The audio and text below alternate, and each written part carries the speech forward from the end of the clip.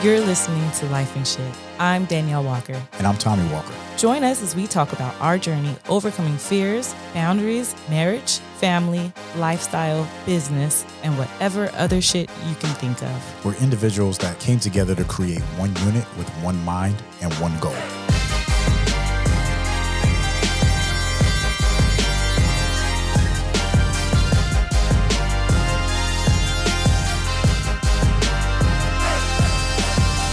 What's up, girl? Hey, what's up, baby? How you doing? I'm good. How are you? I am outstanding. Okay. I got a question for you. Got a question for me? Yeah.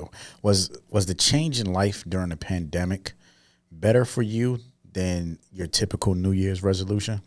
Like the way I'm asking that is, like, I watched you go through a significant change. Was it how different was that? To that I say hell yes, it was, because hell yes, you know, yeah. In your Hulk Hogan voice, hell yes. Hell yes, is my. Oh, okay. I see. I was in. Oh yeah. You don't remember? Hell yeah, brother. No, it's like a hell yeah.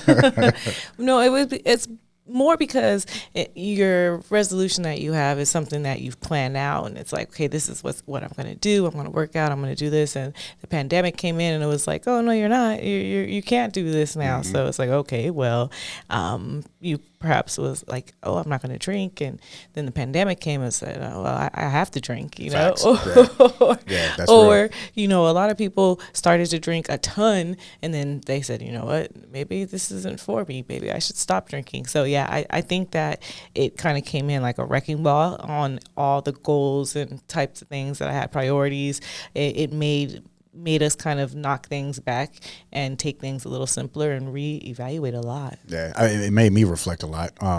You know, I feel like on a deeper scale, I thought about my health. I thought about wealth. My relationships were thought about. Like, I've always tried to keep in communication with as many people as possible. Like, I literally just, hey, what's going on? How are you doing? I just want to check in. You're really good about that, yeah. And that really took me to the next level of, like, I have to do that more often, not just during the holidays. Let me just do it because it's Wednesday, right?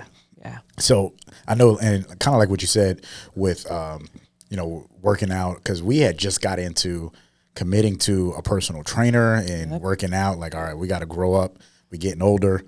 The weight don't fall off fast enough, and then the way we eat and drink, we have to maintain. So it was more of a just like, let's maintain this lifestyle. Yes. And then the pandemic hit, and it was like, Yeah. How are we going to do this? Yeah, as soon as we decided to commit. Yeah, that's true. That's true. Working out became different. And it was a trip because I was on a call one time, and we talk about drinking. I was on a call, and it was all these guys on a call, and we was Zoom. It was a Zoom call, of course, and one brother was talking about how in his trash can, his recycling, he had these beer bottles, and he was like, "Yeah, I'm drinking more than usual." And to me, I didn't pick it up like, oh, he was drinking more than usual and had a problem, but it came off like, I mean, they jumped all over him, and I was like, oh well. When you're on a Zoom call, don't show what your recycling looks like.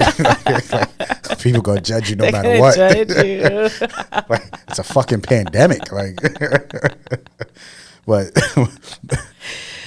so we're talking about pandemic life. A lot of things have changed in pandemic life. We had to go through. I mean, I remember when things first started. Like, yes. I wasn't listening to the news. Like, I had no idea of what was happening. Yeah, we had stopped watching the news quite a while ago.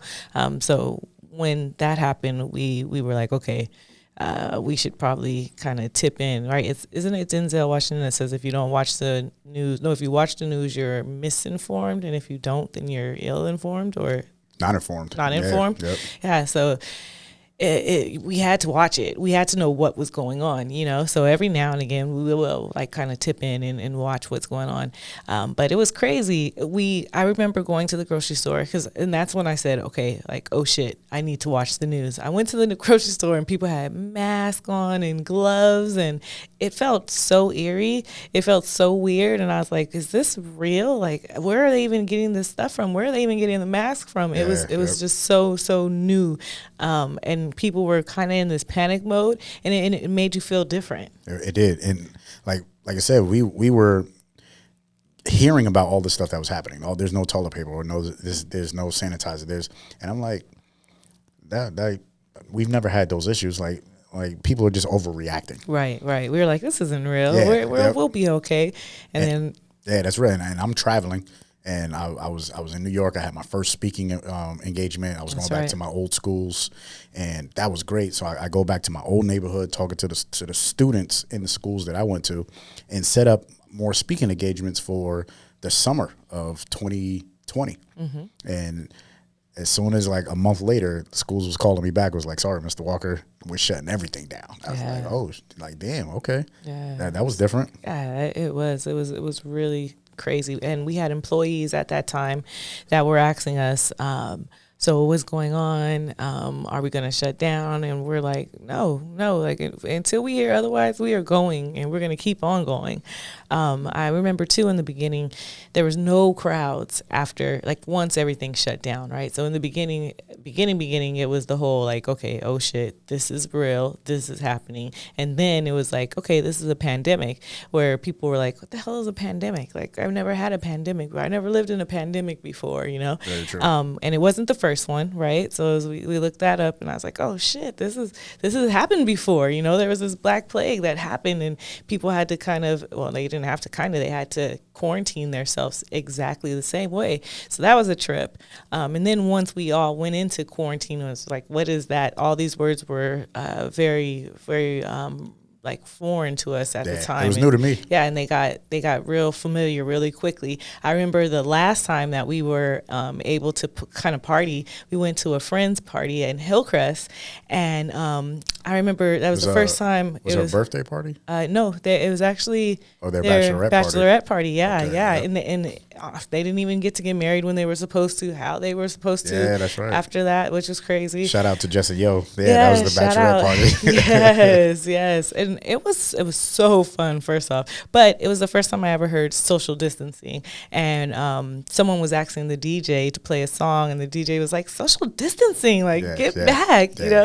And I was like, "What is that? Like, what is that social distancing?" And then surely, like after that, it was totally a thing. I'll never forget that. So I was just like, "What is he talking about?" I was cracking up. At that point, it became real. Yeah, right after that, because we were still like, people were still hanging out. It was like, all right, well, let's just be smart about it. And everybody felt like they was being smart until the government said, this is it. And like you said, when the government, the governor said, all right, we're shutting down, nobody goes to work tomorrow. The first thing I'm like, well, hold up. We have employees. What do we do? Yes. And I think you can never be prepared for something like this, because the last time it happened was 100 years ago. Right. And of course, we don't have anything in our own culture that says this is how you prepare in the case of a pandemic. Right. And so as business owners, like I no lie, I was in the dark, completely in the dark. And as a leader, I had no idea where to turn. Right. So it was a very vulnerable situation for us, and we were operating, like how we do now. We were in different fields. So we had the coffee shop. In the coffee shop, we're texting partners back and forth. Employees are texting us, and everybody's like, "Well, what do we do?"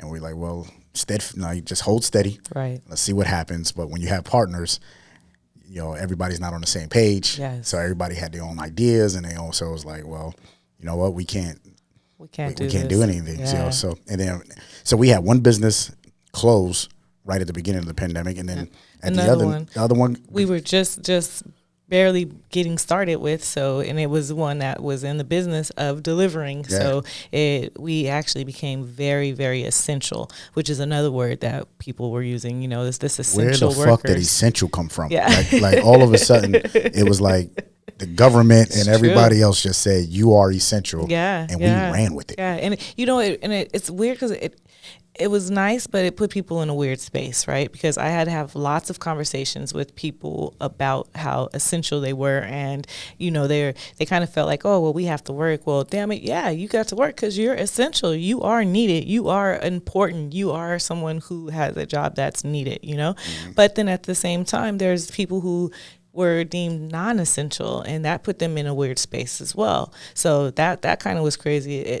The whole thing put everyone mentally in this kind of a different area. Very true. And at that time, when our transportation business was growing, everybody that was coming on board was, oh yeah, I used to work in the bar, or I was working in a club, or I was working in a restaurant. Yes. And that was a good portion of our workforce. Yes, yes. And it was like, well, I was just glad that we had an avenue and an opportunity to be able to keep people working, keep, food on the table, money in your pocket, whatever the case may be. Yeah.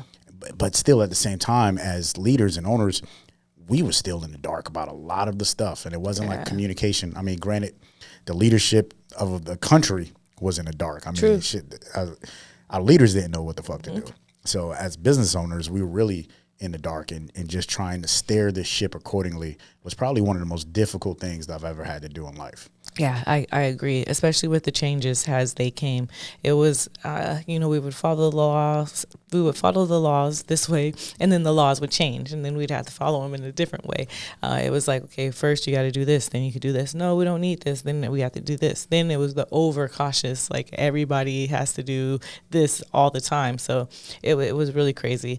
I remember no crowds was one of, if we want to say the kind of good or bad things about it, there was no crowds, and we had to be out there. So there was no lines, there was no traffic. Felt like VIP everywhere we went. We was essential workers, so we still out and about. And the grocery store, like everywhere that was open, was just like no waiting. Like, we got to-go drinks. Yeah. That was one of the best things too. It was like, bring back the to-go drinks. To-go alcohol. We're like, oh, well, would you like to wait with the drink while your food is being made? Why, yes, we would. Oh, man. Yeah. Unfortunately, we did a lot more drinking. Unfortunately, we do not condone it, but it was just so convenient. It was like, we're sorry for the wait. Here, have a drink on us. Yeah, very true. And then another thing that was unfortunate was like the restrooms. In order for our employees to have, if any of you guys if you drive anywhere, you know that sometimes somewhere along that trip you're gonna have to stop and take a break, right? Yep. And there was nowhere for them to take bathroom breaks, so that was pretty crazy as well. Very true. So we talked about our life changing. Now, how did it, because I was working right next to you, and working from home was already something new for you. Now we were like home all the time. Right. And still running a business from home now, which is totally different from just working from home, being self-employed. Right. So from a coping from mentally, how did that work out for you? And then, of course, we tried our best with the workouts. I mean, my workout's a little different, and shout out to our trainer Corey, who was able to text us workout plans. But at the same time, still, you was looking at me sideways like, leave me alone. So the first thing is working remotely was different for me. One, I do like to get up. I like to get out. I have like a little routine of things that I like to do, as we all did, right? But working at home, I ended up loving it to death. I mean, I would work from home if I could, but I can't. So I think that's where you're found love for, because the way Danielle works from home is not your typical work from home. Like we have a study, like we have, it was my office at one point. We changed it. It's no longer my office. The way you work from home is not traditional either. No, I have an unorthodox way of working from home. Yes, absolutely. So the office was mine, and then we broke it into a shared office, and then that shared office, you never worked inside of it. So it was like, well, shit, I don't want to work from home no more. I'm done working from home. So you changed, your transition working from home was from the bed. So Danielle would be, no lie, if I had pictures, I would show you. She got her feet up. Yep. She got, it's probably like 15 books and documents all over the bed for everything. Like everything is in arm's reach. Yeah. And her laptop, her water, and then either music playing or, something entertaining on the TV for some background noise. Yep. And this is her vibe. And she goes in. Yep. So that's where the love came in. Yeah. And I could work all day, and no one bothers me, or no one, if my employees are listening, yes, don't bother me. But no one is saying anything to me, and I kind of can just do what I need to do. And I am so productive during those days. And I never knew that I could do that or it would be like that. So yeah, that's one thing that I learned. So that's one thing that you still wish you, like, I just want to work from this place. I'll be like, no, let's go. Let's get out. Yeah. So, and now I bona fide work from home one day out of the week, just so I can kind of get myself together and just everything else. So it works. So you fell in love with working from home, working out. Working out, I'm not in love with working out anyways, right? It's something that I do because I have to. There was a point in my life where I was in love with it. I love to run, or at least I used to, but I'm going to get back into that. But working out from home super sucks because you have to motivate yourself to get out there. You put all the weights out there, and then you'll be all like, come on, let's go.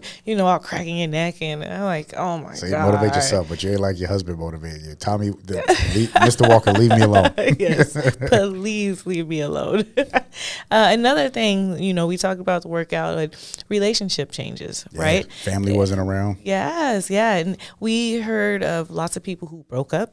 We heard of lots of people who got together, became stronger, people who had babies, lots of babies, which was crazy, right? Yep. And I think our relationship got stronger, but we had our trials and times, because we were forced. I mean, we already spent a lot of time together. We were forced to spend all the time together. Facts. And then at that time, we kind of bumped heads a little bit every now and again, but I think we got through it. Yeah, I don't think it was that bad.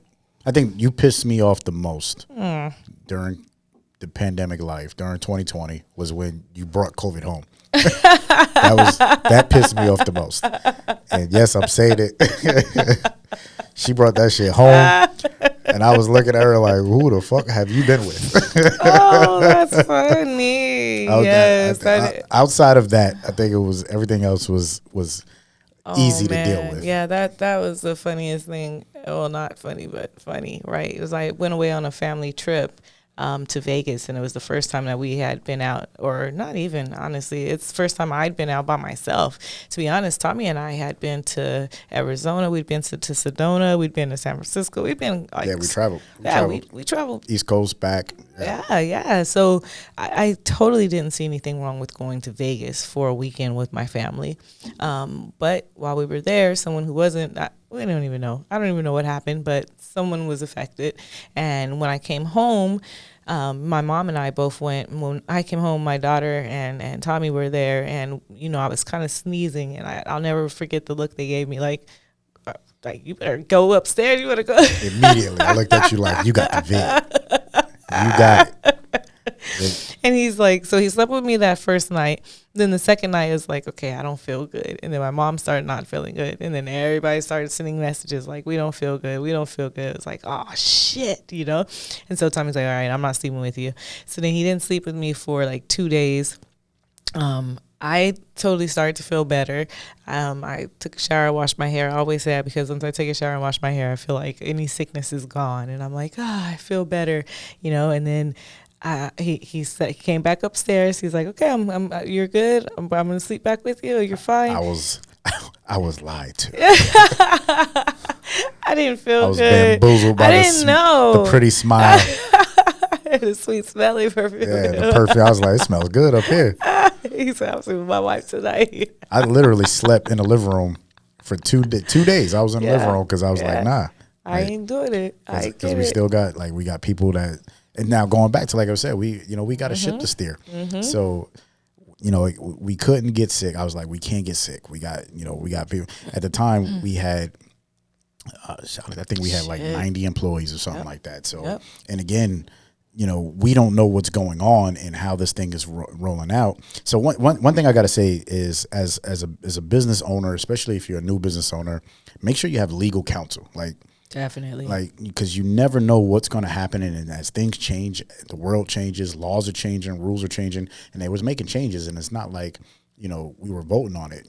Something that I learned during the pandemic is governors have absolute power for, at this point, they could say, this is what it is, because everybody's life is in danger. So you have to have that one person that just makes a decision. So they would, voting was out the window. So as a business owner, whenever you're in a predicament where it is a circumstance or a situation that is just unfamiliar, you don't know nothing. I mean, you could do your research, but man, get legal counsel. That was at that time, legal counsel was something that we were not comfortable with, But man, every time I talked to our lawyer, I was like, all right, I feel better about that. Yes. It's like, what about this? What about this? Yeah, and it was always, and to me, it was, and whenever you think of legal counsel, there's always money involved. It's like when you think like, oh, I don't have a lawyer because I can't afford one, or we don't have the money to have a lawyer on retainer. All these different terms is like, nah, it's not about that. At the same time, you do have to make sure you're represented, because not only you but other people that that you're accountable to. So that's a little side note. Make sure you got legal representation as a business owner. I don't care how small you think your business is to how large, make sure you got some legal representation. So talking about pandemic life and talking about how you upset me with bringing the vid home, and not being around family. And I know that was the opportunity for you to be around family. So it was like, oh, let's get together. And then like you're saying, we was traveling. So we was in, of course, my parents didn't move around. So we was just very cautious about the whole thing. So I think that was the other thing. It made you very cautious. Yes. And usually you get a cold, you get sick or whatever the case may be. If it's not that bad, it's just a runny nose. I'm okay. You never think about passing on a cough or a common cold. Yeah, like one of the biggest things that I used to always say when I got sick, like before all this, was I still had to do everything that I would usually do, just sick. It's like, no, it's impossible to sit down. I'm not going to sit down. Like I have to go to work, right? Especially when I was an MRI technologist at the time. I was the only person that was there, and if I didn't show up, then patients would be there, and they'd be looking like, "What the hell?" So I literally, like I literally had to show up, sick or not. So that was the different. And the unfortunate thing about this is mentally. So mentally, our yoga and I think that the workout part is what helped us mentally.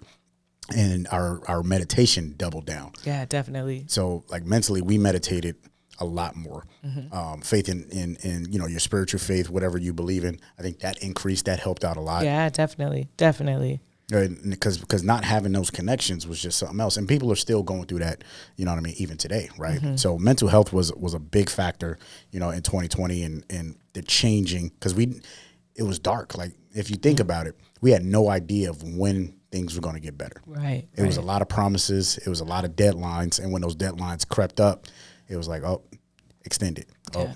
So that was a very weird moment. And then, of course, the loss of the friends and family members, like death never seemed so close. Right. During 2020. Right. There was lots of fear during that time. And then, yes, the loss of friends and family members was shocking to all of us. And then it put even more of a fear into us, not of like just we can get sick, but we can also die. So, yeah, definitely put a big fear in all of us.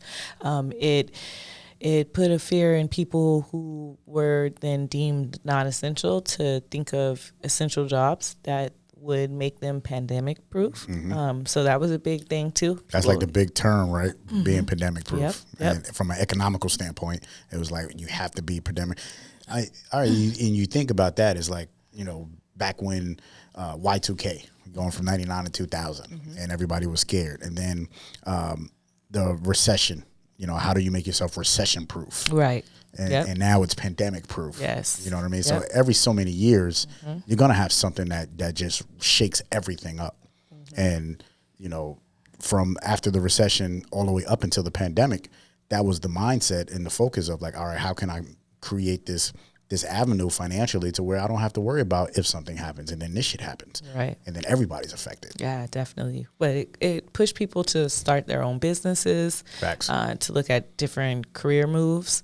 It created this huge, what do they call it? The big retirement or? The big resignation. The big resignation. Yeah, it caused that. So people decided, you know what?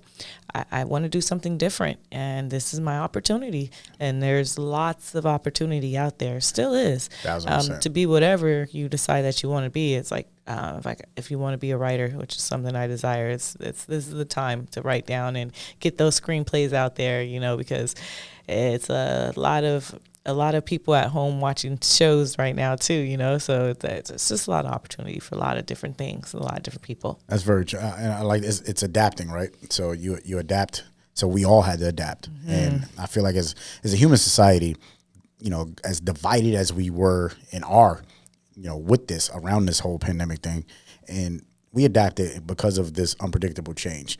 And, you know, if it's in work or if it's in your personal ecosystem or it's society, you know, change is one of those things that everybody always has an issue with.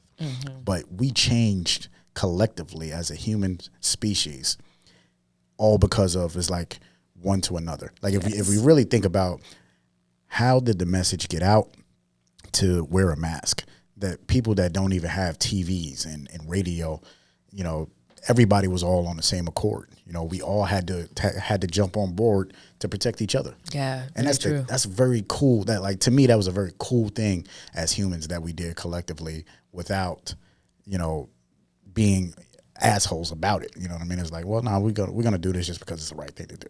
Yeah, that's real. That leads me to my final thought, which is you can still make something beautiful and something powerful out of a really bad situation, which is Gabe Grunewald. Crazy side note. So Danielle and I both, you know, quoted the same dude. Like, we're sitting there and it was like, oh, this is pretty dope. She says hers and I said mine. And then I say the author and it's like, I got the same author. So a little cool side note. We're on the same page, girl. Yeah, always. And I firmly believe it's okay to struggle, but it's not okay to give up. And it's one thing is we, as humans, we did not give up. You know, we still fight. We're going to argue. We're going to debate, but we didn't give up. So the struggle was definitely real in 2020. Oh, my gosh, it was real. Mentally, physically, emotionally, economically, for every single person. But we didn't give up. So that's huge. So life isn't over. We still are at the best time of humanity right now. So we have to think about, as we continue to get over this hump, it's not over. It's still the best moments in life. So I'm truly grateful for that one. Yes, me as well. I love you. I love you. This is Lyfe and Shyt. Do us a favor. If you enjoyed this episode, please subscribe. Leave a review. Let us know what your thoughts are. That's the only way that this show is going to be successful. And we appreciate you. Talk with you next time.